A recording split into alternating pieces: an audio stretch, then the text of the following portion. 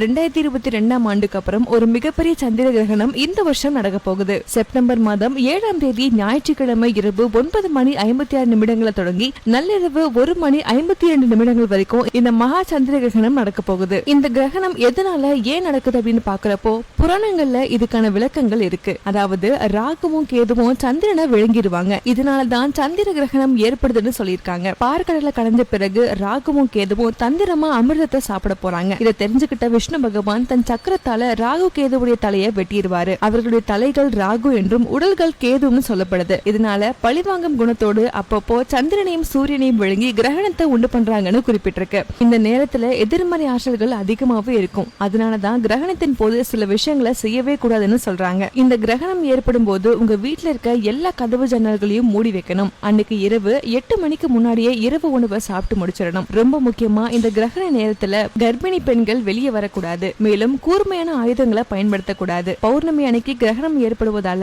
அன்னைக்கு இரவு கோவிலுக்கு போக கூடாது. கிரகணம் முடிஞ்ச பிறகு அடுத்த நாள் காலையில வீட்டை கூட்டி தொடச்சு சுத்தமா வச்சுக்கணும். உங்க வீட்டுக்கு அருகாமையில இருக்க கோவிலுக்கு போய் அங்க தீர்த்தம் வாங்கிட்டு வந்து உங்க வீடு முழுக்க தெளிச்சு விடுறது ரொம்ப சிறப்பா இருக்கும். பிறகு உங்க வீட்டு பூஜை அறைய சுத்தம் பண்ணி விளக்கேத்தி பூஜை பண்ண பிறகுதான் சமைக்கவே ஆரம்பிக்கணும். Download ShareChat.